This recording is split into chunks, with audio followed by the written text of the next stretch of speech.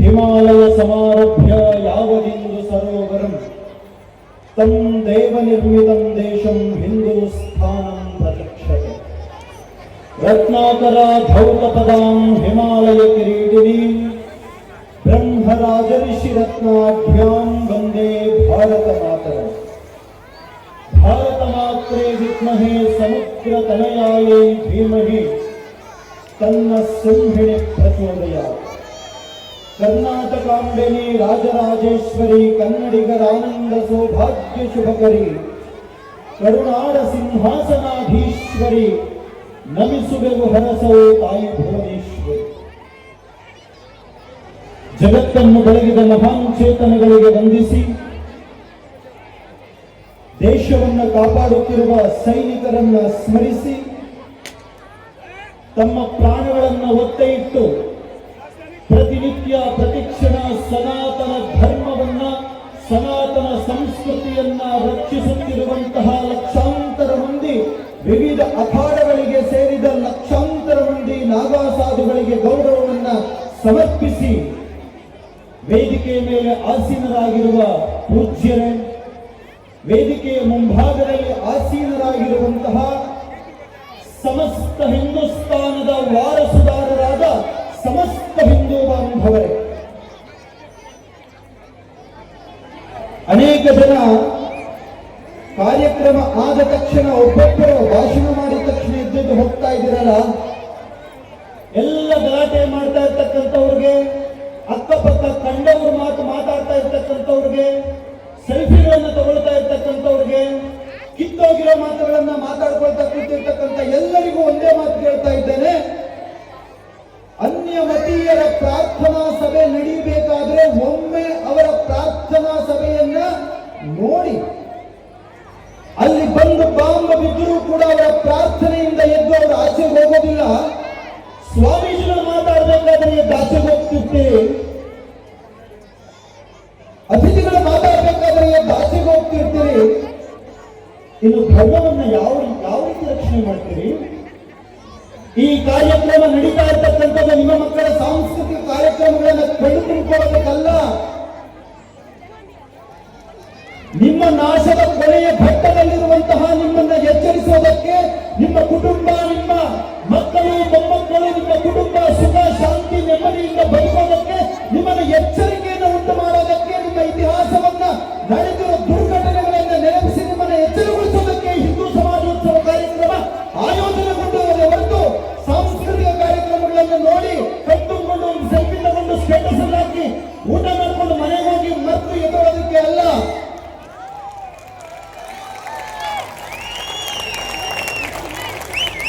ನೋವಿನಿಂದ ಈ ಮಾತನ್ನು ಹೇಳ್ತಾ ಇದ್ದೇನೆ, ಬೇಸರದಿಂದ ಈ ಮಾತನ್ನು ಹೇಳ್ತಾ ಇದ್ದೇನೆ. ದಯಮಾಡಿ ನಿಮ್ಮನ್ನ ಕೈ ಮುಗಿದು ಕೇಳ್ಕೊಳ್ತಾ ಇದ್ದೇನೆ. ಈ ಕಾರ್ಯಕ್ರಮದ ಆಯೋಜನೆ ಮಾಡೋದಕ್ಕೆ 3 ತಿಂಗಳ ಪರಿಶ್ರಮ ಇದೆ, ಸಾವಿರಾರು ಮಂದಿಯ ಸ್ವಯಂ ಸೇವಕರ ಶ್ರಮ ಇದೆ. ಹೆಂಡತಿ, ಮಕ್ಕಳು, ಕುಟುಂಬ ಎಲ್ಲವನ್ನ ಬಿಟ್ಟು ರಾತ್ರಿ 11 ಗಂಟೆ, 1 ಗಂಟೆ, 3 ಗಂಟೆಯಲ್ಲಿ ಬೆಟ್ಟಿಂಗ್ಸ್ ಅನ್ನ ಕಟ್ತಾ ಇದ್ರು. ಈ ಕಾರ್ಯಕ್ರಮದಲ್ಲಿ ನೀವು ಬಂದು ಕೂತಿದ್ದೀರಾ ಅಂದ್ರೆ ಅವರ ಶ್ರಮ ಎಷ್ಟಿದೆ. 3 ತಿಂಗಳು ಮನೆ ಮಕ್ಕಳನ್ನು ಮರ್ತಿದ್ದಾರೆ ಕಣ್ರಿ. ಯಾಕೆ? ಬಂದು ಕೂತಿದ ತಕ್ಷಣ ಹೋಗೋದಕ್ಕ 20 ನಿಮಿಷಗಳ ಕಾಲ ಕಿವಿ ಕೊಟ್ಟು ದಯವಿಟ್ಟು ಮಾತುಗಳನ್ನು ಕೇಳಿಸ್ಕೊಳ್ಳಿ ಆತ್ಮೀಯರೇ.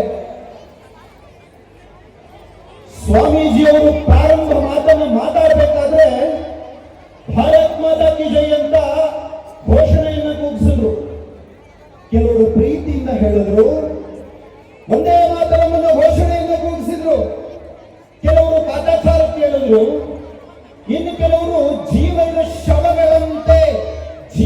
ಇರೋ ಶವಗಳಂತೆ ಕೂತಿದ್ರು. ನಾಚಿಕೆಯಾಗಬೇಕು ಅಂತವರಿಗೆ. ಯಾಕೆ ಮಾತನ್ನು ಹೇಳ್ತಿದ್ದೇನೆ ಗೊತ್ತಾ? ನೀವು ನೂರಾರು ಕಾರ್ಯಕ್ರಮಗಳಿಗೆ ಹೋದಾಗ ಮಾತಾಡ್ತಕ್ಕಂಥ ಸ್ವಾಮೀಜಿಗಳಾಗಿರ್ಬೋದು, ಗೆಸ್ಟ್ ಆಗಿರ್ಬೋದು, ಅತಿಥಿಗಳಾಗಿರ್ಬೋದು, ಭಾರತ್ ಮಾತಾ ಕಿ ಜೈ, ವಂದೇ ಮಾತರಂ, ಜೈ ಶ್ರೀರಾಮ್, ನಮಃ ಪಾರ್ವತಿ ಪದಯೇ, ಹರ ಹರ ಮಹಾದೇವ ಅನ್ನೋ ಈ 4 ಘೋಷಣೆಗಳನ್ನ ಎಲ್ಲ ಕಡೆ ಕೇಳ್ತೀರಾ. ನೀವು ಅನ್ಕೊಂಡಿರ್ತೀರಿ ಎಲ್ಲ ಕಡೆಯಿಂದ ಘೋಷಣೆ ಕೂಗಿಸ್ತಾರೆ, ಹೇಳಿ ಹೇಳಿ ಸಾಕಾಗಿದೆ ಬಿಡಿ ಅಂತ.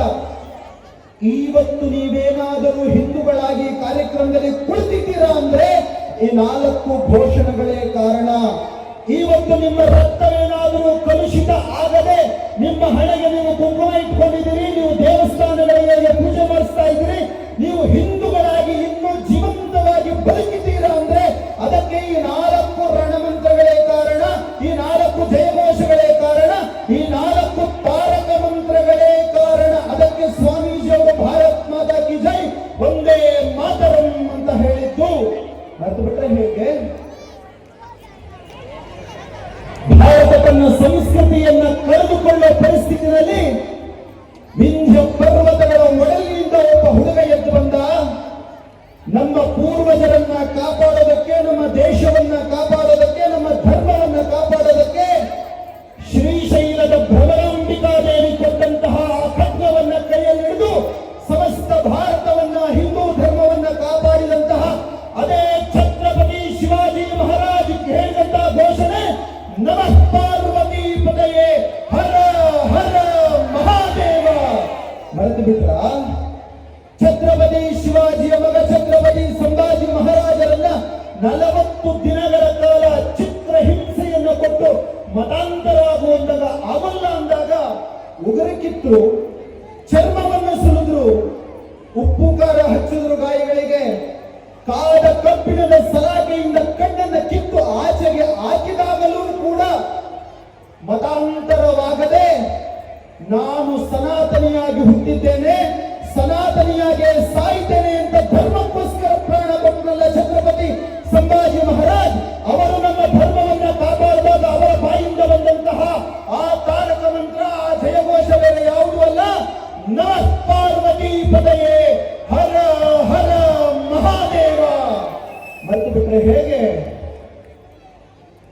500 ವರ್ಷಗಳ ಅವಧಿಯಲ್ಲಿ ಶ್ರೀರಾಮನ ದೇವಸ್ಥಾನಕ್ಕೋಸ್ಕರ, ರಾಮನಿಗೋಸ್ಕರ, ನಮ್ಮ ಪ್ರಭು ಶ್ರೀರಾಮನಿಗೋಸ್ಕರ ಪ್ರಾಣ ಕೊಟ್ಟರಲ್ಲ 3.5 ಲಕ್ಷ ಜನ ರಾಮ ಭಕ್ತರು, ಕರಸೇವಕರು. ಆ 3.5 ಲಕ್ಷ ರಾಮ ಭಕ್ತರ ಬಾಯಿಂದ ಬಂದ ಕೊನೆಯ ಶಬ್ದ ಏನು ಗೊತ್ತಾ? ಜೈ ಶ್ರೀರಾಮ್. ಇವತ್ತು ನಾನು ನೀವು ರಾಮ ಮಂದಿರವನ್ನು ನೋಡಿದ್ವಿ, ರಾಮ ಮಂದಿರದ ಮೇಲೆ ಧರ್ಮಧ್ವಜ ರಾರಾಜಿಸುವುದನ್ನು ನೋಡಿದ್ವಿ. ಆದರೆ 500 ವರ್ಷಗಳ ರಾಮ ಮಂದಿರದ ಹೋರಾಟದಲ್ಲಿ 3.5 ಲಕ್ಷ ರಾಮ ಭಕ್ತರು ಪ್ರಾಣಾರ್ಪಣೆ ಮಾಡಿದಾಗ ಅವರ ಬಾಯಿಯಿಂದ ಬಂದ ಕೊನೆಯ ಜಯಘೋಷ ತಾರಕ ಮಂತ್ರ ಜೈ ಶ್ರೀರಾಮ್. ಮರೆತು ಬಿಟ್ರೆ ಹೇಗೆ? ಆತ್ಮೀಯರೇ, 1857ರ ಪ್ರಪ್ರಥಮ ಸ್ವಾತಂತ್ರ್ಯ ಸಂಗ್ರಾಮದಿಂದ ಹಿಡಿದು 1947ರ ಭಾರತಕ್ಕೆ ಸ್ವಾತಂತ್ರ್ಯ ಬಂದ ಆ 90 ವರ್ಷಗಳ ಅವಧಿಯಲ್ಲಿ ಹೆಂಡತಿ, ಮಕ್ಕಳು, ವಿದ್ಯಾಭ್ಯಾಸ, ಕುಟುಂಬ ಎಲ್ಲವನ್ನ ತ್ಯಾಗ ಮಾಡಿ ದೇಶದ ಸ್ವಾತಂತ್ರ್ಯಕ್ಕೋಸ್ಕರ ಪ್ರಾಣ ಕೊಟ್ಟರಲ್ರಿ. 7,30,700 ಜನ ಸ್ವಾತಂತ್ರ್ಯ ಹೋರಾಟಗಾರರು ಅವರಿಗೆ ದೇಶಕ್ಕೋಸ್ಕರ ಪ್ರಾಣ ಕೊಡೋದಕ್ಕೆ ಸ್ಫೂರ್ತಿಯನ್ನು ಕೊಟ್ಟದ್ದು ಬೇರೆ ಯಾವ ಮಂತ್ರಗಳು ಅಲ್ಲ, ಸ್ವಾಮೀಜಿ ನಿಮಗೆ ಹೇಳಿದ ಅದೇ ರಣಮಂತ್ರಗಳು, ರಸ ಋಷಿ ರವೀಂದ್ರನಾಥ ಬಂಕಿಮಚಂದ್ರರು ಕೊಟ್ಟ ಅದೇ ತಾರಕ ಮಂತ್ರಗಳು, ಒಂದೇ ಮಾತರಂ ಭಾರತ್ ಮಾತಾ ಕಿ ಜೈ. ಇಷ್ಟು ಜನರ ಪ್ರಾಣಾರ್ಪಣೆ, ತ್ಯಾಗ, ಬಲಿದಾನಗಳು ಆ 4 ಘೋಷಣೆಗಳ ಹಿಂದೆ ಅಡಗಿದೆ. ಅದನ್ನ ಹೇಳೋಕೆ ನಮಗೆ ಸೋಂಬೇರಿತನವೇ? ಇವತ್ತು ನಾವೆಲ್ಲ ಇಲ್ಲಿ ಹಿಂದೂಗಳಾಗಿ ಕುಳಿತಿದ್ದೇವೆ, ಬದುಕಿದ್ದೇವೆ ಅಂದ್ರೆ ಅದಕ್ಕೆ ಕಾರಣ ಈ 4 ಜಯಘೋಷಗಳು ಕಂಡ್ರಿ.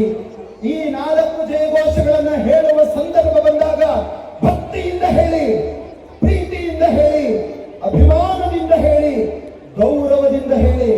ಎಲ್ಲರೂ ತಮ್ಮ 2 ಕೈಗಳನ್ನು ಮೇಲಕ್ಕೆತ್ತಿ ಜೋರಾಗಿ ಹೇಳಿ ನೋಡೋಣ. ನಮಃ ಪಾರ್ವತಿ ಪದಯೇ ಹರ ಹರ ಮಹಾದೇವ. ನಮಃ ಪಾರ್ವತಿ ಪದಯೇ ಹರ ಹರ ಮಹಾದೇವ. ಜೈ ಶ್ರೀರಾಮ್, ಜೈ ಶ್ರೀರಾಮ್, ಜೈ ಶ್ರೀರಾಮ್.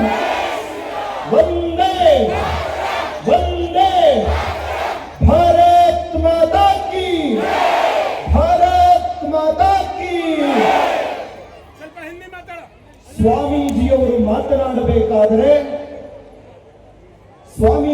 ಮಾತನಾಡಬೇಕಾದ್ರೆ ಹೇಳಿದ್ರು, ಸನಾತನ ಧರ್ಮವನ್ನ ಯಾರು ಏನು ಮಾಡ್ಕೊಳ್ಳೋದಕ್ಕಾಗಲಿಲ್ಲ ಅಂತ ಒಂದು ಮಾತನ್ನ ಹೇಳಿದ್ರು.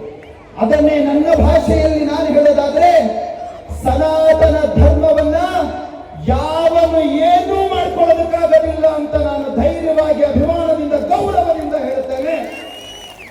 ಆದರೆ ನಾವೇನಾದರೂ ಎಚ್ಚರಿಕೆಯನ್ನು ತಪ್ಪಿದೆವೋ ಸನಾತನ ಧರ್ಮ 1000 ವರ್ಷಗಳಷ್ಟು ಹಿಂದಕ್ಕೆ ಹೋಗುತ್ತೆ. ಪಂಚ ಪರಿವರ್ತನೆಗಳನ್ನು ಕುರಿತು ಈ ಸಮಾಜೋತ್ಸವವನ್ನ ಆಯೋಜನೆ ಮಾಡಿದ್ದಾರೆ. ಆ ಪಂಚ ಪರಿವರ್ತನೆಗಳ ಮೂಲ ಧ್ಯೇಯವೇ ಹಿಂದೂ ಸಮಾಜವನ್ನು ಜಾಗೃತಗೊಳಿಸಬೇಕು ಅನ್ನೋ ಕಾರ್ಯಕ್ರಮ ಇದಾಗಿದೆ. ತುಂಬಾ ಜನ ನನ್ನ ಹಾಗೆ ಮಾತಾಡಬೇಕಾದ್ರೆ ಅಭಿಮಾನದಿಂದ, ಪ್ರೀತಿಯಿಂದ, ಗೌರವದಿಂದ ಹೇಳ್ತಾರಲ್ಲ, ಸನಾತನ ಧರ್ಮವನ್ನ ಯಾರು ಏನು ಮಾಡೋದಕ್ಕಾಗೋದಿಲ್ಲ ಅಂತ. ಖಂಡಿತವಾಗಿ ಯಾರು ಏನು ಮಾಡೋದಕ್ಕಾಗಲಿಲ್ಲ. ಯಾಕೆ ಅಂದ್ರೆ ಸನಾತನ ಧರ್ಮ ದೇವಾಲಯಗಳಿಗೋ, ನದಿಗಳಿಗೋ, ವಿಗ್ರಹಗಳಿಗೋ ಸೀಮಿತವಾದದ್ದು ಅಲ್ಲ. ಚೆನ್ನಾಗಿ ನೆನಪಿಟ್ಟುಕೊಳ್ಳಿ ಸನಾತನಿಗಳೇ, ಸನಾತನ ಧರ್ಮ ಅನ್ನೋದು ದೇವಸ್ಥಾನಗಳಿಗೆ, ಪೂಜಾ ವಿಧಾನಗಳಿಗೆ ಮಾತ್ರ ಸೀಮಿತವಾದ ಧರ್ಮ ಅಲ್ಲ. ಸನಾತನ ಧರ್ಮ ಅನ್ನೋದು ಒಂದು ಜೀವನ ಪದ್ಧತಿ. ಸನಾತನ ಧರ್ಮ ಅನ್ನೋದು ಇಡೀ ಜಗತ್ತಿನ ತುಂಬ, ನೇರವಾಗಿ ಹೇಳೋದಾದ್ರೆ ಸಮಸ್ತ ಬ್ರಹ್ಮಾಂಡದ ಜೊತೆ ಸನಾತನ ಧರ್ಮ ಬೆಸೆದುಕೊಂಡಿದೆ. ಅದಕ್ಕೆ ನಮ್ಮ ಸನಾತನ ಧರ್ಮವನ್ನು ಯಾರು ಏನೂ ಮಾಡಿಕೊಳ್ಳೋದಕ್ಕೆ ಆಗೋದಿಲ್ಲ. ನಾವು ನದಿಗಳನ್ನ ಪೂಜೆ ಮಾಡ್ತೇವೆ, ನಾವು ನದಿಗಳನ್ನ ಪೂಜೆ ಮಾಡ್ತೇವೆ. ಸನಾತನ ಧರ್ಮವನ್ನು ನಾಶ ಮಾಡ್ತೀವಿ ಅನ್ನೋರು ನದಿಗಳ ದಿಕ್ಕನ್ನು ಬದಲಾಯಿಸಲಿಕ್ಕಾಗುತ್ತಾ? ನಾವು ಸೂರ್ಯನನ್ನ ಪ್ರತಿ ಭಾನುವಾರ ಪೂಜೆ ಮಾಡ್ತೇವೆ. ಸನಾತನ ಧರ್ಮವನ್ನು ನಾಶ ಮಾಡ್ತೀವಿ ಅನ್ನೋರು ಸೂರ್ಯನನ್ನ ಎತ್ತು ಪಕ್ಕಕ್ಕಿಡಕ್ಕಾಗುತ್ತಾ? ನಾವು ಚಂದ್ರನನ್ನ ಪೂಜೆ ಮಾಡ್ತೇವೆ. ಸನಾತನ ಧರ್ಮವನ್ನು ನಾಶ ಮಾಡ್ತೀವಿ ಅನ್ನೋರು ಚಂದ್ರನನ್ನ ಕಿತ್ತು ಆಚೆಗೆ ಸಿಕ್ಕಾಗುತ್ತಾ? ನಾವು ಪರ್ವತಗಳನ್ನ ಪೂಜೆ ಮಾಡ್ತೇವೆ. ಸನಾತನ ಧರ್ಮವನ್ನು ನಾಶ ಮಾಡ್ತೀವಿ ಅನ್ನೋರು ಪರ್ವತಗಳನ್ನು ತೆಗೆದು ಸಮುದ್ರದೊಳಗೆ ಬಿಸಾಕಕ್ಕಾಗುತ್ತಾ? ನಾವು ಸಮುದ್ರಗಳನ್ನ ಪೂಜೆ ಮಾಡ್ತೇವೆ. ಸನಾತನ ಧರ್ಮವನ್ನು ನಾಶ ಮಾಡ್ತೀವಿ ಅನ್ನೋರು ಸಮುದ್ರವನ್ನ ಖಾಲಿ ಮಾಡೋದಕ್ಕಾಗುತ್ತಾ? ಅಷ್ಟೇ ಅಲ್ಲ, ಸನಾತನ ಧರ್ಮ ಇಡೀ ಜಗತ್ತಿನ ಉದ್ದಗಲಕ್ಕೂ ಬೆಸೆದುಕೊಂಡಿದೆ. ಸನಾತನ ಧರ್ಮ ಬಯಸ್ತಕ್ಕಂಥ ಏಕೈಕ ಮಾತೇನು ಗೊತ್ತಾ? ಮಾತಾ ಭೂಮಿ ಮತ್ತು ಪ್ರೋಹಂ ಪೃಥಿವ್ಯಾಹ. ಆ ಮಾತಿನ ಅರ್ಥ ಏನು ಗೊತ್ತಾ? ಇಡೀ ಭೂಮಿ ನಮ್ಮ ತಾಯಿ, ನಾವೆಲ್ಲರೂ ಕೂಡ ಆಕೆಯ ಮಕ್ಕಳು. ಇಡೀ ಭೂಮಿ ನಮ್ಮ ತಾಯಿ, ಆ ತಾಯಿಯ ಮಕ್ಕಳೇ ನಾವೆಲ್ಲರೂ. ಇದಕ್ಕಿಂತಲೂ ಶ್ರೇಷ್ಠವಾದ ಚಿಂತನೆ ಎಲ್ಲಿ ಸಿಗಲಿಕ್ಕೆ ಸಾಧ್ಯ? ಆತ್ಮೀಯ ಸನಾತನಿಗಳೇ, ನೀವೆಲ್ಲರೂ ದೇವಸ್ಥಾನಗಳಲ್ಲಿ ಪೂಜೆ ಮಾಡಬೇಕಾದ್ರೆ, ನಿಮ್ಮ ಮಕ್ಕಳು ಎಲ್ಲ ಪ್ರಾರ್ಥನೆ ಮಾಡಬೇಕಾದ್ರೆ ಕೊನೆಯಲ್ಲಿ ಒಂದು ಮಾತು ಹೇಳ್ತಾರೆ, ಸರ್ವೇ ಜನಾಃ ಸುಖಿನೋ ಭವಂತು. ಸರ್ವೇ ಜನಾಃ ಸುಖಿನೋ ಭವಂತು ಅಂದ್ರೆ ಏನು ಗೊತ್ತಾ? ಹಿಂದೂಗಳು ಮಾತ್ರ ಸುಖವಾಗಿರ್ಲಿ ಅಂತಲ್ಲ, ಭಾರತದಲ್ಲಿರೋರು ಮಾತ್ರ ಸುಖವಾಗಿರ್ಲಿ ಅಂತಲ್ಲ. ಜಾತಿ, ಮತ, ಪಂಥ, ಧರ್ಮ ಎಲ್ಲವನ್ನ ಮೀರಿ ಇಡೀ ಜಗತ್ತಿನಲ್ಲಿರುವ ಜೀವ ಇರುವ, ಜೀವ ಇಲ್ಲದೆ ಇರುವ ಎಲ್ಲರೂ ಸುಖಿಗಳಾಗಿ, ಸುಖ, ಶಾಂತಿ, ನೆಮ್ಮದಿಯಿಂದ ಜೀವನ ಮಾಡಲಿ ಅಂತ ಬಯಸುವ ಜಗತ್ತಿನ ಏಕೈಕ ಸಂಸ್ಕೃತಿ ಅದು ಸನಾತನ ಸಂಸ್ಕೃತಿ ಮಾತ್ರ. ಅದು ಸನಾತನ ಸಂಸ್ಕೃತಿ ಮಾತ್ರ. ಲೋಕ ಸಮಸ್ತ ಸುಖಿನೋ ಭವಂತು ಅಂತ ಹೇಳ್ತೇವೆ. ಲೋಕಃ ಅಂದ್ರೆ ಏನದ ಅರ್ಥ? ಲೋಕಃ ಅಂದ್ರೆ ಬರೀ ಕರ್ನಾಟಕ ಅಲ್ಲ, ಲೋಕಃ ಅಂದ್ರೆ ಬರೀ ಭಾರತ ಅಲ್ಲ. ಲೋಕಃ ಅಂದರೆ ಆಗಸದಲ್ಲಿರುವ ಜೀವಿಗಳು, ಗ್ರಹಗಳಲ್ಲಿರುವ ಜೀವಿಗಳು, ಭೂಮಿಯ ಒಳಗಿರುವ ಜೀವಿಗಳು, ಜೀವ ಇರುವ, ಜೀವ ಇಲ್ಲದೆ ಇರುವ ಎಲ್ಲರೂ ಎಲ್ಲವೂ ಸುಖಿಗಳಾಗಿರಲಿ ಅಂತ ಮನಸ್ಸನ್ನ ತುಂಬಿ, ಹೃದಯ ತುಂಬಿ ಪ್ರಾರ್ಥಿಸುವಂತಹ ಸಂಸ್ಕೃತಿಯ ವಾರಸುದಾರರು ನಾವಾಗಿದ್ದೇವೆ. ಎಂತ ಅದೃಷ್ಟವಂತರು ನಾವು. ಚೆನ್ನಾಗಿ ನೆನಪಿಟ್ಕೊಳ್ಳಿ, ರಾತ್ರಿ ಮಲಗಿ ಬೆಳಗ್ಗೆ ಏಳಬೇಕಾದ್ರೆ ಭೂಮಿಯನ್ನ ಮುಟ್ಟಿ ಹಣೆಗೆ ನಮಸ್ಕರಿಸಿ ಎದ್ದೇಳಿ. ಯಾಕಂದ್ರೆ ಇಡೀ ಜಗತ್ತಿನಲ್ಲಿ ಯಾರಿಗೂ ಇಲ್ಲದೆ ಇರತಕ್ಕಂತ ಅದೃಷ್ಟ ನಿಮಗೆ ಸಿಕ್ಕಿದೆ. ಆ ಅದೃಷ್ಟವೇ ನೀವು ಭಾರತೀಯರಾಗಿ, ನೀವು ಭಾರತದ ಪುಣ್ಯ ಭೂಮಿಯಲ್ಲಿ ಹುಟ್ಟಿರೋದೇ ಆ ಬಹುದೊಡ್ಡ ಅದೃಷ್ಟ. ಇವತ್ತು 2 ದಿನಗಳ ಹಿಂದಿನಿಂದ ಜಗತ್ತಿನ 20ಕ್ಕೂ ಹೆಚ್ಚು ರಾಷ್ಟ್ರಗಳು ಜೀವವನ್ನ ಕೈಯಲ್ಲಿ ಹಿಡ್ಕೊಂಡು, ಅಲ್ಲಿನ ಜನ ಮನೆ ಒಳಗಡೆ ಬೈಟ್ ಹಾಕೊಂಡು ಕಿಟಕಿ ಒಳಗೆ ನಮಗೆ ಎಲ್ಲಿ ಬಾಂಬ್ ಬೀಳುತ್ತೋ, ಎಲ್ಲಿ ನಾವು ಸತ್ತೋಗ್ತೀವೋ ಅಂತ ಜೀವ ಭಯದಿಂದ ಬದುಕ್ತಾ ಇದ್ದಾರೆ. ಆದ್ರೆ ಭಾರತದಲ್ಲಿ ನಾವು ಸನಾತನ ಹಿಂದೂ ಧರ್ಮದ ಹಿಂದೂ ಸಮಾಜೋತ್ಸವವನ್ನ ವೈಭವವಾಗಿ ಆಚರಿಸ್ತಾ ಇದ್ದೇವೆ ಅಂದ್ರೆ ಈ ದೇಶ ಸಮರ್ಥ ನಾಯಕನ ಅಡಿಯಲ್ಲಿದೆ. ಈ ದೇಶ ಸಮರ್ಥ ನಾಯಕತ್ವದ ಅಡಿಯಲ್ಲಿ ಸಾಗುತ್ತಾ ಇದೆ ಅಂತ ಚೆನ್ನಾಗಿ ಅರ್ಥ ಮಾಡಿಕೊಳ್ಳಿ. ಆಪರೇಷನ್ ಸಿಂಧೂರ್ ನಡೆದಾಗ ಟರ್ಕಿ ನಮ್ಮ ದೇಶಕ್ಕೆ, ಪಾಕಿಸ್ತಾನಕ್ಕೆ ಡ್ರೋನ್ಗಳನ್ನು ಕಳಿಸಿ ನಮ್ಮ ದೇಶದ ಜನರ ಪ್ರಾಣವನ್ನು ಬಯಸಿತು. ಆದರೆ ಅದೇ ಟರ್ಕಿ ಅಪಾಯದಲ್ಲಿದ್ದಾಗ ಫ್ಲೈಟ್ಗಳ ತುಂಬಾ ಮೆಡಿಸಿನ್ ಅನ್ನ ತಿನ್ನೋಕೆ, ಅನ್ನವನ್ನ ಹಾಕೊಳ್ಳೋದಕ್ಕೆ ಬಟ್ಟೆಯನ್ನ ಕಳಿಸಿತ್ತು. ಜಗತ್ತಿನಲ್ಲಿ ಒಂದೇ ರಾಷ್ಟ್ರ, ಅದು ನಮ್ಮ ಭಾರತ ಮಾತ್ರ. ಇವತ್ತು ನಮ್ಮ ವಿರುದ್ಧ, ನಮ್ಮ ಧರ್ಮದ ವಿರುದ್ಧ ಕತ್ತಿಯನ್ನ ಸೆಣಸ್ತಾ ಇರ್ತಕ್ಕಂಥ ಬೇರೆ ಬೇರೆ ರಾಷ್ಟ್ರಗಳಿದಾವಲ್ಲ. ಇದೇ ಇರಾನ್ ಸಂಕಷ್ಟದಲ್ಲಿದ್ದಾಗ, ಇತಿಹಾಸವನ್ನು ತೆರೆದು ನೋಡಿ, ಗೂಗಲ್ ಸರ್ಚ್ ಮಾಡಿ ನೋಡಿ. ಇದೇ ಇರಾನ್ ಸಂಕಷ್ಟದಲ್ಲಿದ್ದಾಗ ಅವರ ಹತ್ರ ಅಣುಬಾಂಬುಗಳಿತ್ತು, ಅವರ ಹತ್ರ ಮಿಸೈಲ್ಸ್ ಇತ್ತು, ಅವರ ಹತ್ರ ತಿನ್ನೋಕೆ ಅನ್ನ ಇರಲಿಲ್ಲ ಕಣ್ರಿ. ಆಗ ಇಡೀ ಜಗತ್ತು ಅವರಿಗೆ ಅನ್ನವನ್ನ ಕೊಡಬಾರದು ಅಂತ ಹೇಳಿದ್ರು ಕೂಡ ನಾವು ಮನುಷ್ಯರನ್ನ ಮನುಷ್ಯರಾಗಿ ಮಾತ್ರ ನೋಡ್ತೇವೆ. ಅವರು ನಮ್ಮ ಹಾಗೆ ಮನುಷ್ಯರು, ಅವರು ಸಾಯಬಾರದು ಅಂತ ಫ್ಲೈಟ್ಗಳನ್ನ ತುಂಬಿ ತುಂಬಿ ಆಹಾರ ಪದಾರ್ಥಗಳನ್ನ ಕಳಿಸಿದ ಜಗತ್ತಿನ ಏಕೈಕ ರಾಷ್ಟ್ರ ಅದು ನನ್ನ ಭಾರತ ಮಾತ್ರ. ಅದು ನನ್ನ ಭಾರತ ಮಾತ್ರ. ಭಾರತೀಯರನ್ನ ಶ್ರೀಲಂಕಾ ಮೊನ್ನೆ ಕೊಂದು ಬಿಸಾಕ್ತಲ್ಲ, ಆದರೂ ಕೂಡ ಶ್ರೀಲಂಕಾಗೆ ನೆರೆಹಾವಳಿ ಬಂದಾಗ ಬಟ್ಟೆಗಳನ್ನ, ಸ್ವಯಂ ಸೇವಕರನ್ನ, ಇಡೀ ಸೇನೆಯನ್ನೇ ಶ್ರೀಲಂಕಾದ ಜನರನ್ನ ಕಾಪಾಡೋದಕ್ಕೆ ಕಳಿಸಿದ್ದು, ಅನ್ನವನ್ನ ಕಳಿಸಿದ್ದು, ಬಟ್ಟೆಯನ್ನ ಕಳಿಸಿದ್ದು ಇದೇ ನಮ್ಮ ಭಾರತ ಅನ್ನೋದನ್ನ ಮರಿಬೇಡಿ. ಇದೇ ನಮ್ಮ ಭಾರತ ಅನ್ನೋದನ್ನ ಮರಿಬೇಡಿ.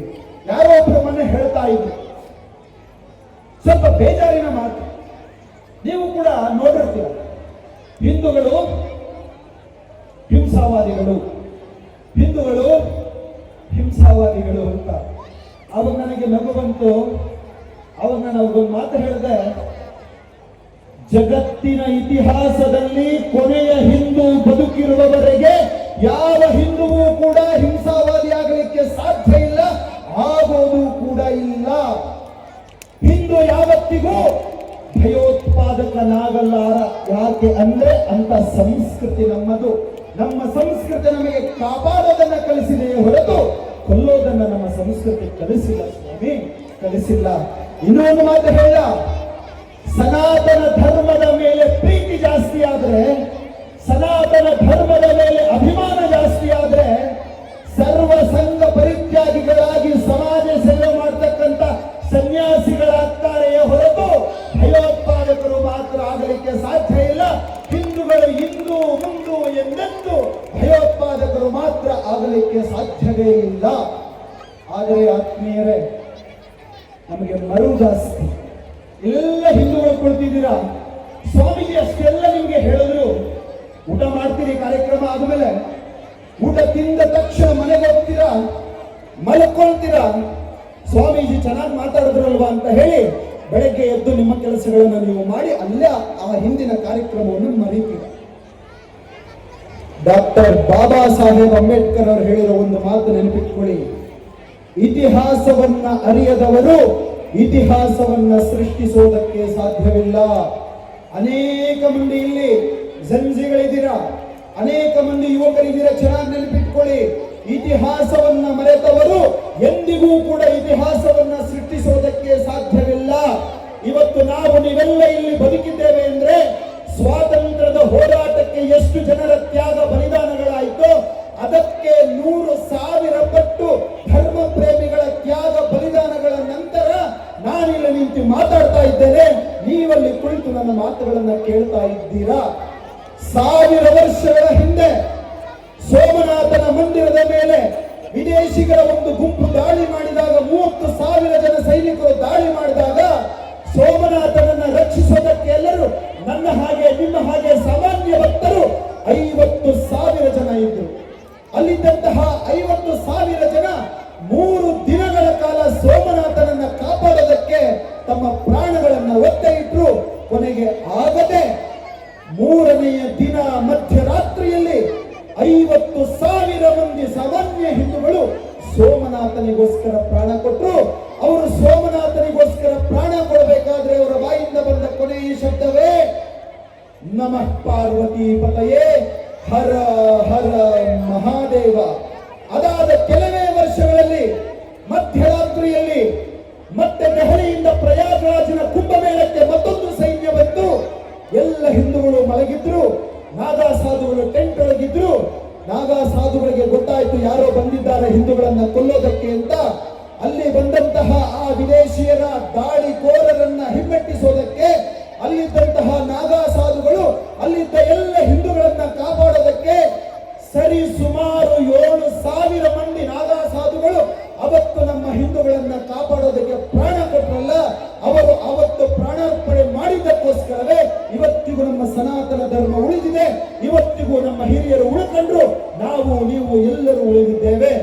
ಅದಾದ ಕೆಲವೇ ವರ್ಷಗಳಲ್ಲಿ ವಿದೇಶದಿಂದ ಬಂದ ಮತ್ತೊಂದು ಗುಂಪು ದೆಹಲಿಯನ್ನ ಸೂರೆಗೊಂಡು ಆ ದೆಹಲಿಯನ್ನ ಲೂಟಿ ಮಾಡಿ ನೇರವಾಗಿ ಶ್ರೀಕೃಷ್ಣನ ಮಥುರಾ ಮಂದಿರದ ಮೇಲೆ ಹೋಯಿತು. ಮಥುರಾ ಮಂದಿರವನ್ನು ನಾಶ ಮಾಡಿದ ತಕ್ಷಣ ಅಲ್ಲಿದ್ದ ಎಲ್ಲ ಹೆಣ್ಣು ಮಕ್ಕಳು, ಸಾಕಷ್ಟು ಜನ ಹೆಣ್ಣು ಮಕ್ಕಳು ಬಂದಿದ್ದರೆ ಚೆನ್ನಾಗಿ ನೆನಪಿಟ್ಕೊಳ್ಳಿ, ಸುಮಾರು 8-10 ಸಾವಿರ ಮಂದಿ ಹೆಣ್ಣು ಮಕ್ಕಳು ಗೋಕುಲಕ್ಕೆ ಓಡಿ ಹೋಗಿ ಪ್ರಾಣ ಭಯದಿಂದ ರಕ್ಷಣೆಯನ್ನು ಬೇಡುತ್ತಾರೆ. ಆದರೆ ಅವರನ್ನ ರಕ್ಷಣೆ ಮಾಡೋ ಯಾವ ರಾಜನು ಬದುಕಿರಲಿಲ್ಲ, ಎಲ್ಲರೂ ಕೊಲ್ಲಲ್ಪಟ್ಟರು. ಆದರೆ ಆ ಹೆಣ್ಣು ಮಕ್ಕಳನ್ನು ಕಾಪಾಡೋದಕ್ಕೆ ತಪಸ್ಸಿನಿಂದ ಎದ್ದು ಬಂದದ್ದು ಒಂದೇ ಒಂದು ಗುಂಪು. ಅದೇ 4,000 ಮಂದಿ ನಾಗಾ ಸಾಧುಗಳು ಮತ್ತೆ ಆ ತಾಯಂದಿರನ್ನ ಕಾಪಾಡೋದಕ್ಕೆ ಅಡವಿಗಳಿಂದ ಅರಣ್ಯಗಳಿಂದ ಎದ್ದು ಬರ್ತಾರೆ. ಆ 14,000 ಮಂದಿ ವಿದೇಶಿ ಸೈನಿಕರನ್ನ 6,500 ಜನರನ್ನ ಕತ್ತರಿಸಿ ಅವತ್ತಿ ಮಥುರಾದ ಅಲ್ಲಿಂದ ಓಡಿ ಹೋಗಿ ಗೋಕುಲದಲ್ಲಿದ್ದಂತಹ ಸಾವಿರಾರು ಮಂದಿ ಹೆಣ್ಣು ಮಕ್ಕಳ ಮಾಂಗಲ್ಯವನ್ನು ಕಾಪಾಡೋದಕ್ಕೆ 2,000 ಮಂದಿ, 4,000 ನಾಗಾ ಸಾಧುಗಳಲ್ಲಿ 2,000 ಮಂದಿ ನಾಗಾ ಸಾಧುಗಳು ಪ್ರಾಣಾರ್ಪಣೆ ಮಾಡಿದ್ದಕ್ಕೋಸ್ಕರವೇ ಇವತ್ತು ನಾವು ನೀವು ಹಿಂದೂಗಳಾಗಿ ಬದುಕಿದ್ದೇವೆ. ಅಷ್ಟೇ ಅಲ್ಲ, ಮತ್ತೊಂದು ಗುಂಪು ಕಾಶಿ ವಿಶ್ವನಾಥನ ಮಂದಿರನ ಮೇಲೆ ದಾಳಿ ಮಾಡಿದಾಗ ಅಲ್ಲಿನ ಹಿಂದೂಗಳನ್ನ, ವಿಶ್ವನಾಥನನ್ನ ಕಾಪಾಡೋದಕ್ಕೆ 15,000ಕ್ಕೂ ಹೆಚ್ಚು ಹಿಂದೂಗಳು ಪ್ರಾಣವನ್ನು ಕೊಟ್ಟರಲ್ಲ, ಅವರ ಪ್ರಾಣಾರ್ಪಣೆಯಿಂದ ನಾವೆಲ್ಲರೂ ಇವತ್ತು ಹಿಂದೂಗಳಾಗಿದ್ದೇವೆ. ಅಷ್ಟೇ ಅಲ್ಲ ಸ್ವಾಮಿ, ನೀವೆಲ್ಲರೂ ಇವತ್ತು ಪ್ರಭು ಶ್ರೀರಾಮನಿಗೆ ಜೈಕಾರ ಹಾಕಿದ್ರಲ್ಲ, ಅದೇ ಪ್ರಭು ಶ್ರೀರಾಮನ ಮನೆ ದೇವರು ತಮಿಳುನಾಡಿನ ಶ್ರೀರಂಗಂನ ರಂಗನಾಥ ಸ್ವಾಮಿ. ಅದೇ ರಂಗನಾಥನ ದೇವಾಲಯವನ್ನ, ರಂಗನಾಥನನ್ನ ಒಡೆದು ಹಾಕೋಕೆ ದೆಹಲಿಯಿಂದ ಹೊರಟಂತಹ ಸೇನೆ ಬರ್ತಾ ಇದೆ ಅಂತ ಗೊತ್ತಾದಾಗ ನನ್ನ ಹಾಗೆ ನಿಮ್ಮ ಹಾಗೆ ಸಾಮಾನ್ಯ 12,000 ಮಂದಿ ಮುಗ್ಧ ಭಕ್ತರು ಆ ಕೋಟೆಯ ದ್ವಾರದ ಮುಂದೆ ನಿಂತು ರಂಗನಾಥನನ್ನ ಮುಟ್ಟೋದಕ್ಕೂ ಕೂಡ ಬಿಡದೆ ಪ್ರಾಣಾರ್ಪಣೆ ಮಾಡಿದ್ರಲ್ಲ. ಅಂತಹ ಮಹಾನುಭಾವರಿಂದ ಇವತ್ತು ರಂಗನಾಥ ಉಳಿದುಕೊಂಡಿದ್ದಾನೆ. ಅಂತಹ ಮಹಾನುಭಾವರಿಂದ ಇವತ್ತು ಕಾಶಿ ವಿಶ್ವನಾಥ ಬದುಕಿದ್ದಾನೆ. ಅಂತಹ ಮಹಾನುಭಾವರ ತ್ಯಾಗ ಬಲಿದಾನದಿಂದ ಇವತ್ತು ಸೌರಾಷ್ಟ್ರ ಸೋಮನಾಥ ಬದುಕಿದ್ದಾನೆ. ಮರೆತು ಹೋದ್ರೆ ಹೇಗೆ? 1000 ವರ್ಷಗಳ ಇತಿಹಾಸದಲ್ಲಿ ಈ ಇತಿಹಾಸವನ್ನ ನೆನಪಿಸಿಕೊಳ್ಳದೆ ಹೋದರೆ ಹೇಗೆ? ಹಿಂದೂಗಳೇ, ಜಾಗೃತರಾಗಿ ಕೈ ಮುಗಿದು ಕೇಳ್ಕೊಳ್ತಾನೆ.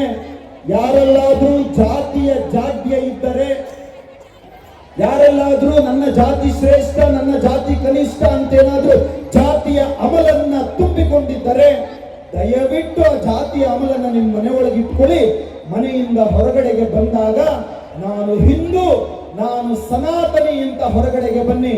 ನೀವಿಲ್ಲಿ ಯಾವ ರಾಜಕೀಯ ಪಕ್ಷದವರಾಗಿದ್ರೂ ಆಗಿರಿ, ಯಾವ ರಾಜಕೀಯ ಪಕ್ಷಕ್ಕಾದ್ರೂ ಸೇರಿರಿ.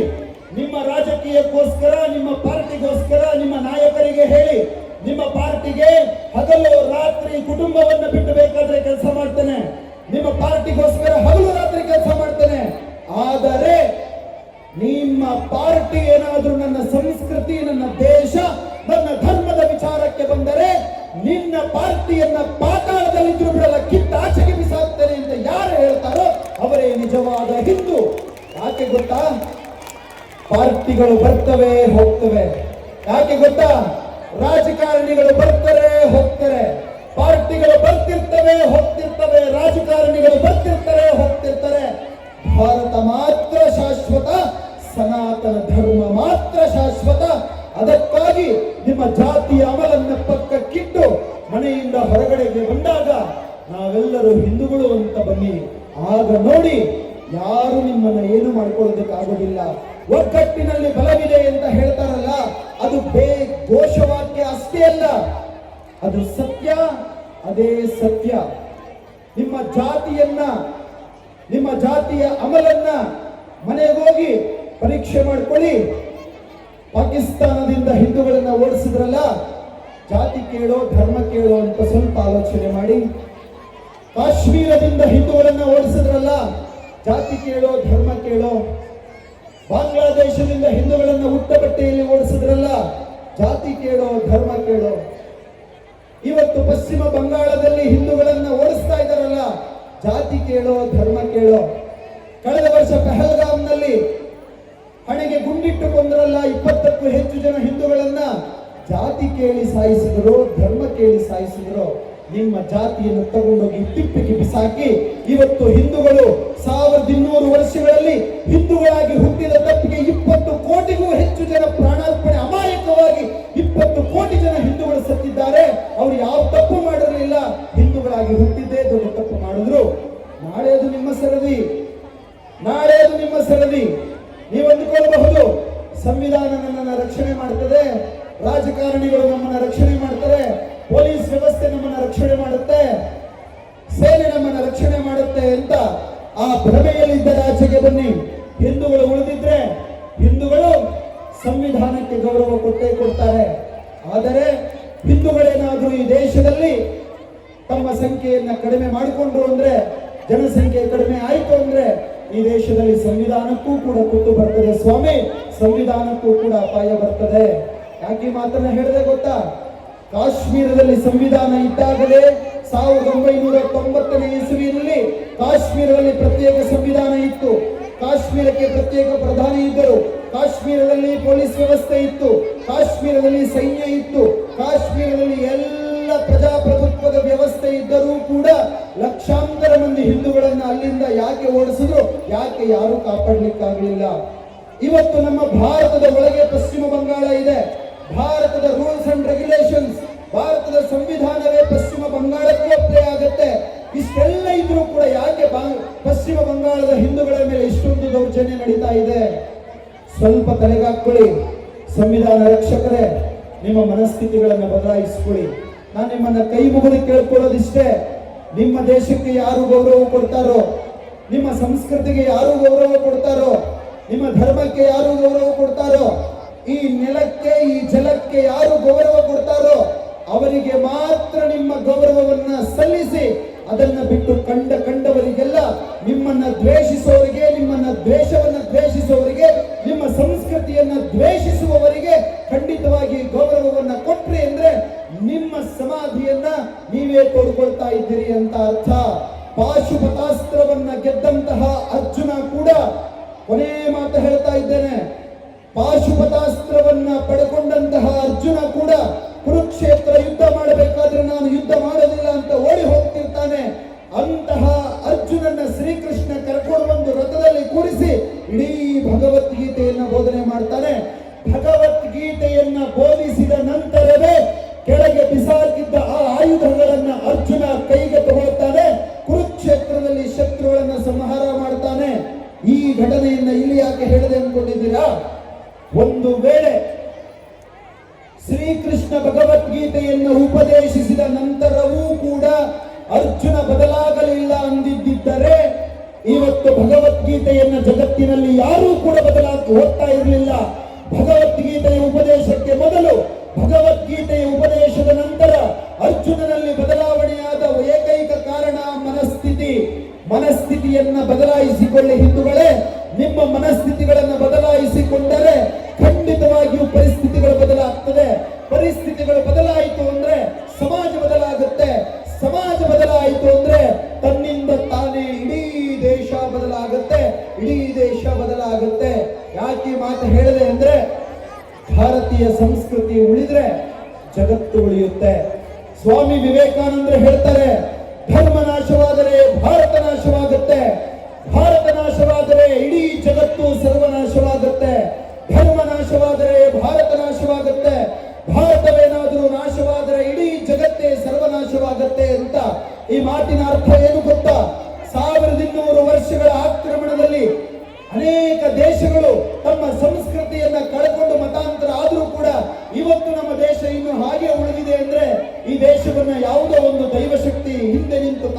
ಇದೆ ಅಂತ ನಿಮ್ಗೆ ಅನ್ಸೋದಿಲ್ವಾ? ಖಂಡಿತವಾಗಿಯೂ ಆ ದೈವಶಕ್ತಿ ಕಾಪಾಡ್ತಾ ಇದೆ. ಯಾಕೆ ಅಂದರೆ ಯುದ್ಧಗಳಿಂದ ತತ್ತರಿಸಿ ಹೋಗಿ ಅನ್ನ ನೀರಿಗೋಸ್ಕರ ಹಾತೊರೆಯುವ ಮುಂದಿನ ಜಗತ್ತಿಗೆ ಶಾಂತಿಯನ್ನ ಬೋಧಿಸಲಿರುವ, ಸೌಹಾರ್ದತೆಯನ್ನ ಬೋಧಿಸಲಿರುವ, ಶಾಂತಿ ಸುಖ ಸೌಹಾರ್ದತೆಯನ್ನ ಮುಂದಿನ ದಿನಗಳಲ್ಲಿ ಜಗತ್ತಿಗೆ ಬೋಧಿಸಲಿರುವ ಏಕೈಕ ಸಂಸ್ಕೃತಿ ಅದು ಸನಾತನ ಸಂಸ್ಕೃತಿ. ಜಗತ್ತಿಗೆ ಮುಂದೆ ದಾರಿಯನ್ನು ತೋರಲಿರುವ ಜಗತ್ತಿನ ಏಕೈಕ ದೇಶ ಅದು ನಮ್ಮ ಭಾರತವಾಗಲಿದೆ. ಭಾರತವಾಗಬೇಕು ಅಂದ್ರೆ ಭಾರತ ಉಳಿಬೇಕು. ಭಾರತ ಉಳಿಬೇಕು ಅಂದ್ರೆ ಭಾರತೀಯ ಸಂಸ್ಕೃತಿ ಉಳಿಬೇಕು.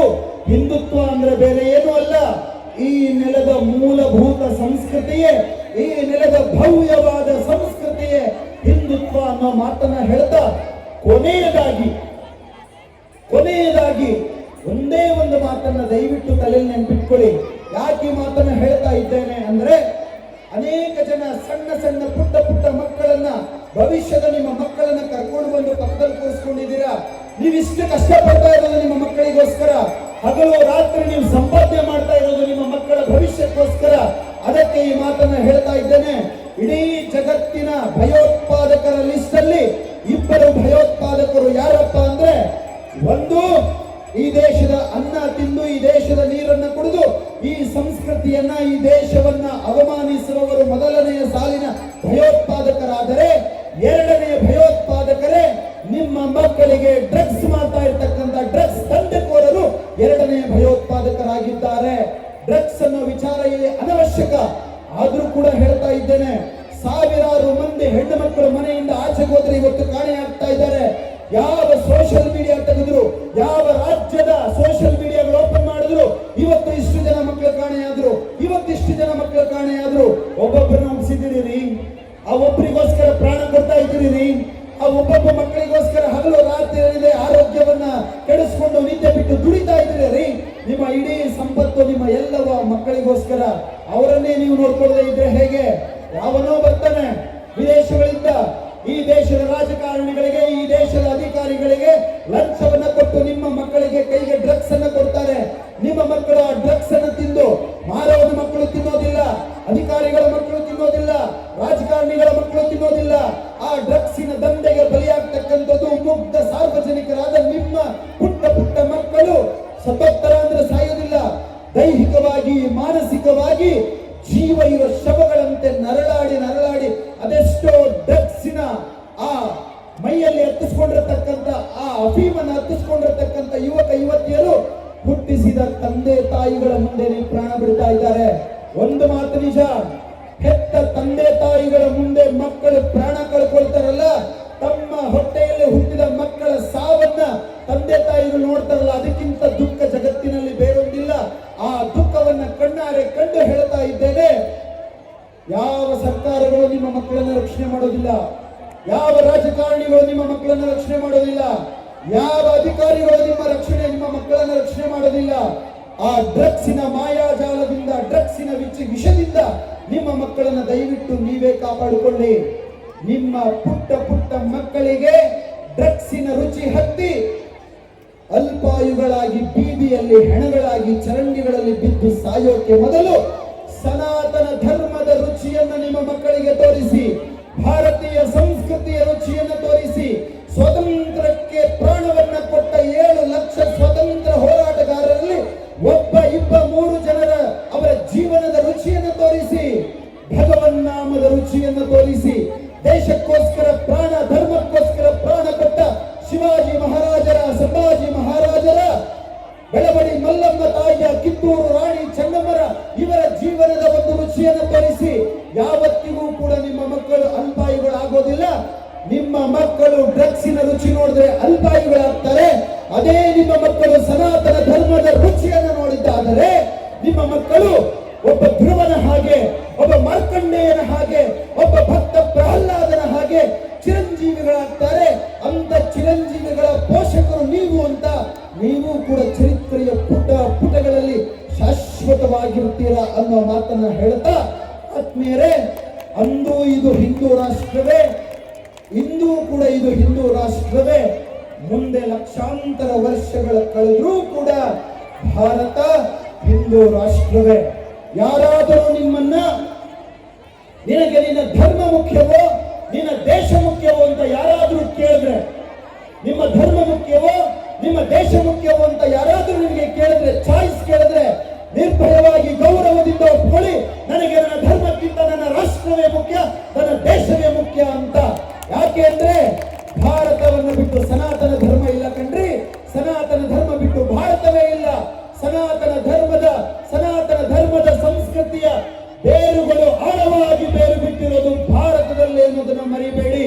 ಇವತ್ತು ನಿಮಗೆ ಆಸ್ತಿ ಇರಬಹುದು, ನಿಮಗೆ ಅಂತಸ್ತಿರಬಹುದು, ಬ್ಯಾಂಕ್ ಬ್ಯಾಲೆನ್ಸ್ ಇರಬಹುದು, ಸೈಟ್ಗಳಿರಬಹುದು, ಕಾರುಗಳಿರಬಹುದು, ಕೋಟ್ಯಂತರ ರೂಪಾಯಿ ಆಸ್ತಿ ಇರಬಹುದು.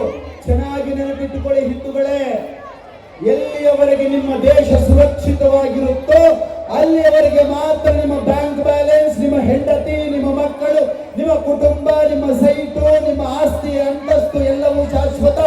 ದೇಶವೇನಾದರೂ ಸುರಕ್ಷತೆಯನ್ನು ಕಳ್ಕೊಳ್ತು ಅಂದ್ರೆ ವಿತಿನ್ ಸೆಕೆಂಡ್ ಅಲ್ಲಿ ನೀವು ಇರೋದಿಲ್ಲ, ನಿಮ್ಮ ಆಸ್ತಿ ಅಂತಸ್ತು ಯಾವುದೂ ಇರೋದಿಲ್ಲ. ಜಾತಿಯ ಜಾಡ್ಯವನ್ನು ಬಿಟ್ಟು ಹೊರಗಡೆಗೆ ಬನ್ನಿ.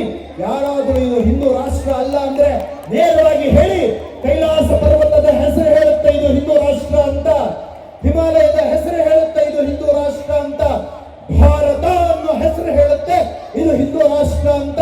ಗಂಗಾ, ಯಮುನಾ, ಸಿಂಧು, ಸರಸ್ವತಿ, ಗೋದಾವರಿ, ನರ್ಮದ, ಕೃಷ್ಣ, ಭೀಮಾ, ತುಂಗಾ, ಕಾವೇರಿ ಅಂತಹ ನದಿಗಳ ಹೆಸರು ಹೇಳುತ್ತದೆ ಇದು ಹಿಂದೂ ರಾಷ್ಟ್ರ ಅಂತ. ಹಿಂದೂ ಮಹಾಸಾಗರ ಅನ್ನೋ ಸಮುದ್ರದ ಹೆಸರೇ ಹೇಳುತ್ತೆ ಇದು ಹಿಂದೂ ರಾಷ್ಟ್ರ ಅಂತ. 108 ವೈಷ್ಣವ ದಿವ್ಯ ಕ್ಷೇತ್ರಗಳ ಹೆಸರು ಹೇಳ್ತವೆ ಇದು ಹಿಂದೂ ರಾಷ್ಟ್ರ ಅಂತ. 18 ದೇವಿಗಳ ಶಕ್ತಿ ಪೀಠಗಳ ಹೇಳ್ತವೆ ಇದು ಹಿಂದೂ ರಾಷ್ಟ್ರ ಅಂತ. ಸೌರಾಷ್ಟ್ರೇ ಸೋಮನಾಥಂ ಚ ಶ್ರೀಶೈಲೇ ಮಲ್ಲಿಕಾರ್ಜುನಂ ಉಜ್ಜಯಿನ್ಯಾಂ ಮಹಾಕಾಲಂ ಓಂಕಾರಂ ಮಲೇಶ್ವರಂ ಪರಳ್ಯಾಂ ವೈದ್ಯನಾಥಂ ಚ ಡಾಕಿನ್ಯಂ ಭೀಮಶಂಕರಂ ಸೇತು ಬಂದೇತು ರಾಮೇಶಂ ನಾಗೇಶಂ ದಾರುಕಾವನೆ ವಾರಣಾಸ್ಯಂತ ವಿಶ್ವೇಶಂ ತ್ರ್ಯಂಬಕಂ ಗೌತಮಿ ತಟೆ. ಪ್ರತಿದಿನ 12 ಜ್ಯೋತಿರ್ಲಿಂಗಗಳ ಹೆಸರನ್ನ ಹೇಳ್ತಿರಲ್ಲ, ಈ 12 ಜ್ಯೋತಿರ್ಲಿಂಗಗಳೇ ಹೇಳ್ತವೆ ಇದು ಹಿಂದೂ ರಾಷ್ಟ್ರ ಅಂತ.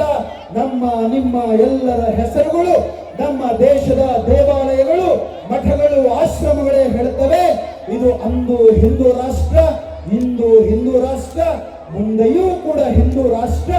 ಹಿಂದೂ ಧರ್ಮ ಉಳಿದ್ರೆ ಭಾರತ ಉಳಿಯುತ್ತೆ, ಭಾರತ ಉಳಿದ್ರೆ ಇಡೀ ಜಗತ್ತು ಚೆನ್ನಾಗಿರುತ್ತೆ.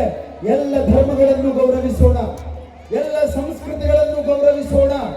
ನೆನಪಿಟ್ಕೊಳ್ಳಿ, ಎಲ್ಲ ಧರ್ಮಗಳನ್ನು ಗೌರವಿಸಿ, ಎಲ್ಲ ಮತ ಪಂಥಗಳನ್ನು ಗೌರವಿಸಿ. ಯಾವ ಮತ ಧರ್ಮವನ್ನು ನೀವೇನು ಮಾತಾಡೋದಕ್ಕೆ ಹೋಗ್ಬೇಡಿ, ಯಾರನ್ನ ಏನು ಅನ್ನೋದಕ್ಕೆ ಹೋಗ್ಬೇಡಿ. ಯಾರಾದರೂ ನಿಮ್ಮ ಧರ್ಮದ ವಿಚಾರಕ್ಕೆ ಬಂದರೆ ಸುಮ್ಮನೆ ಮಾತ್ರ ಬಿಡಬೇಡಿ. ನಾನು ಯಾವ ಸುದ್ದಿಗೂ ಹೋಗಲ್ಲ, ನನ್ನ ಸುದ್ದಿಗೆ ಯಾವನ ಬಂದ್ರೆ ಸುಮ್ಮನೆ ಮಾತ್ರ ಬಿಡಲ್ಲ ಅಂತ ನೀವು ಯಾವಾಗ ಹೇಳ್ತೀರೋ, ಪಕ್ಕದ ಮನೆಯಲ್ಲಿ, ಪಕ್ಕದ ಬೀದಿಯಲ್ಲಿ ಯಾರಾದರೂ ಒಬ್ಬರ ಹಿಂದೂಗಳು ಕಷ್ಟದಲ್ಲಿದ್ದರೆ ನೀವು ಇವತ್ತು ಅವರಿಗೆ ಕಷ್ಟಕ್ಕೆ ಸಹಾಯ ಮಾಡದೆ ಹೋದ್ರೆ ನಾಳೆ ನಿಮ್ಮ ಹೆಂಡತಿ ಮಕ್ಕಳು ಬೀದಿಯಲ್ಲಿ ಕಷ್ಟಪಡಬೇಕಾದ್ರೆ ನಿಮ್ಮನ್ನ ಕಾಪಾಡೋದಕ್ಕೆ, ನಿಮ್ಮ ಹೆಂಡತಿ ಮಕ್ಕಳನ್ನ ಕಾಪಾಡೋದಕ್ಕೆ ಯಾರು ಬರ್ತಾರೆ? ದಯವಿಟ್ಟು ಕೇಳ್ತಾ ಇದ್ದೇನೆ, ಒಗ್ಗಟ್ಟಾಗಿ, ಒಗ್ಗಟ್ಟಿನಲ್ಲೇ ನಮ್ಮ ಬಲವಿದೆ. ಐಕ್ಯತೆ ಅನ್ನೋದೇ ನಮ್ಮ ಭದ್ರತೆ. ಒಗ್ಗಟ್ಟಿನಲ್ಲಿ ಬಲವಿದೆ ಅನ್ನೋದು ಕೇವಲ ಘೋಷವಾಕ್ಯ ಅಲ್ಲ, ಅದು ಹಿಂದೂಗಳಿಗೆ ಇರುವ ಏಕೈಕ ಆಪ್ಷನ್. ಹಿಂದೂಗಳಿಗೆ ಇರುವ ಸತ್ಯದ ಏಕೈಕ ಆಪ್ಷನ್ ಒಗ್ಗಟ್ಟಿನಲ್ಲಿ ಬಲವಿದೆ, ಒಂದೇ ಮಾತ್ರ, ಐಕ್ಯತೆ ಮಾತ್ರ. ಹಿಂದೂಗಳು ಕಷ್ಟದಲ್ಲಿದ್ರೆ ಸಹಾಯ ಮಾಡಿ, ಆಡ್ಕೊಂಡು ನಗಬೇಡಿ. ಯಾಕೆಂದ್ರೆ ಇವತ್ತು ಕೋಟ್ಯಾಧಿಪತಿ ಆಗಿದ್ದವನು ರಾತ್ರಿ ಕಳೆದು ಹಗಲಾಗುವಷ್ಟಕ್ಕೆ ಬೆಕ್ಕರಾಗಿರೋ ಉದಾಹರಣೆಗಳಿದಾವೆ. ಇವತ್ತು ಭಿಕ್ಷುಕ ಆಗಿರೋನು ರಾತ್ರಿ ಕಳೆದು ಬೆಳಗ್ಗೆ ಆಗುವಷ್ಟೊತ್ತಿಗೆ ಕೋಟ್ಯಾಧಿಪತಿ ಆಗಿರೋ ಉದಾಹರಣೆ ಇದಾವೆ. ಚೆನ್ನಾಗಿ ನೆನಪಿಟ್ಕೊಳ್ಳಿ, ನನ್ನಂತವರು, ನಿಮ್ಮಂತವರು ಈ ಭೂಮಿ ಮೇಲೆ ಕೋಟ್ಯಂತರ ಮಂದಿ ಹಿಂದೂಗಳು ಬಂದು ಹೋಗಿದ್ದಾರೆ, ಮುಂದಕ್ಕೆ ಬರೋರಿದ್ದಾರೆ. ಹಿಂದಿನವರು ನಮಗೆ ಈ ಧರ್ಮವನ್ನು ಉಳಿಸಿದ್ದಾರೆ, ಮುಂದಿನವರು ನಾವೇನಾದ್ರೂ ಈ ಪವಿತ್ರ ಸಂಸ್ಕೃತಿಯನ್ನು ಉಳಿಸಬೇಕು ಅಂದ್ರೆ ಮಕ್ಕಳಿಗೋಸ್ಕರ ಆಂಗ್ಲ ಶಿಕ್ಷಣವನ್ನು ಕೊಡಿಸುವುದಕ್ಕೆ ಮುಂಚೆ ಧರ್ಮ ಮತ್ತು ಸಂಸ್ಕೃತಿಯನ್ನು ಕಲಿಸಿ. ನಿಮ್ಮ ಮನೆಗಳಲ್ಲಿ ಛತ್ರಪತಿ ಶಿವಾಜಿ, ಝಾನ್ಸಿ ರಾಣಿ ಲಕ್ಷ್ಮೀಬಾಯಿ, ಸ್ವಾಮಿ ವಿವೇಕಾನಂದರಂತಹ ಮಹಾನುಭಾವರಿಂದ ಅವರ ಜೀವನವನ್ನು, ಆದರ್ಶಗಳನ್ನು ಮಕ್ಕಳಿಗೆ ತುಂಬಿ. ನೀವೇನೆಲ್ಲ ಪೋಷಕರಿದ್ದೀರಲ್ಲ, ನಿಮ್ಮ ಎಕ್ಸ್ಪೈರ್ ಡೇಟ್ ಇನ್ನ 20, 30, 40 ವರ್ಷ ಅಷ್ಟೇ. ನಂತರದ ದಿನಗಳಲ್ಲಿ ನಿಮ್ಮ ಮಕ್ಕಳೇ ಕಾವಿ ವಸ್ತ್ರದ ಧ್ವಜವನ್ನು ಹಿಡಿಬೇಕು. ನಂತರದ ದಿನಗಳಲ್ಲಿ ನಿಮ್ಮ ಮಕ್ಕಳೇ ದೇವಾಲಯವನ್ನು ರಕ್ಷಣೆ ಮಾಡಬೇಕು. 30 ವರ್ಷಗಳ ನಂತರ ನಿಮ್ಮ ಮಕ್ಕಳೇ ನಿಮ್ಮ ಮನೆ ದೇವರನ್ನ ಕಾಪಾಡಿಕೊಳ್ಳಬೇಕು. 40 ವರ್ಷದ ನಂತರ ನಿಮ್ಮ ಮಕ್ಕಳೇ ಹಿಂದೂ ಸಮಾಜೋತ್ಸವವನ್ನು ಆಯೋಜನೆ ಮಾಡಬೇಕು. ಆದ್ದರಿಂದ ನಿಮ್ಮ ಮಕ್ಕಳಿಗೆ ಧರ್ಮವನ್ನು ತಿಳಿಸಿಕೊಡಿ. ನೀವು ನಿಮ್ಮ ಮಕ್ಕಳಿಗೆ ಧರ್ಮವನ್ನ ಕಲಿಸಿಕೊಡದೆ ಹೋದರೆ ಬೇರೆಯವರು ನಿಮ್ಮ ಮಕ್ಕಳಿಗೆ ಅಧರ್ಮವನ್ನ ಬೋಧನೆ ಮಾಡ್ತಾರೆ. ನಿಮ್ಮ ಮಕ್ಕಳನ್ನ ಅಧರ್ಮಿಗಳನ್ನಾಗಿ ಮಾಡಿ ನಿಮ್ಮ ಮಕ್ಕಳ ಸಮಾಧಿಯನ್ನು ಕೂಡ ಮಾಡಿ ನಿಮಗೆ ತೋರಿಸ್ಕೊಟ್ಟೆ ಹೋಗ್ತಾರೆ. ಜಾತಿಯ ಜಾಡ್ಯದಿಂದ ಹೊರಬನ್ನಿ ಸಮಾಜ ಹಿಂದೂ ಬಾಂಧವರೇ. ಹಿಂದೂಗಳು ಅಂತ ಹೊರಗಡೆಗೆ ಬಂದು ಎಲ್ಲ ಹಿಂದೂಗಳು ಒಂದು, ಇಡೀ ಭಾರತ ನಮ್ಮದು. ಎಲ್ಲರಿಗೂ ನಾವು ಗೌರವವನ್ನ ಕೊಡೋಣ.